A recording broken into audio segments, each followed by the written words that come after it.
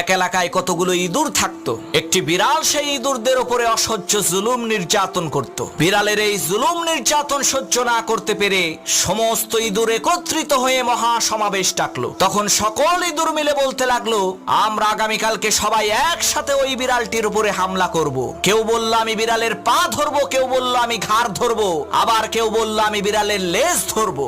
এমন সময় ইঁদুর সর্দার সমস্ত ইঁদুরদেরকে লক্ষ্য করে বলল, ভাইয়েরা আমার, আপনারা সবাই বলছেন বিড়ালের হাত ধরবেন, পাও ধরবেন, মাথা ধরবেন, ভালো কথা, কিন্তু বিড়ালের ম্যাও ধরবেন কে? ওই হিংস্র বিড়াল যখন আপনাদেরকে ধরার জন্য রাগান্বিত কণ্ঠে ম্যাও বলে উঠবে, ওই ম্যাওয়ের হুঙ্কার শুনে আপনারা নির্ভয়ে সাহস করে সেই ম্যাওটাকে কি ধরতে পারবেন? তখন কোন ইঁদুর আর কথা বলে না। এতগুলো ইঁদুরের মধ্যে একটা ইঁদুরও বিড়ালের ম্যাও ধরার সাহস পেল না। তখন ইঁদুর সর্দার বলল, বিড়ালের ম্যাও ধরতে না পারলে তার সাথে যুদ্ধে লিপ্ত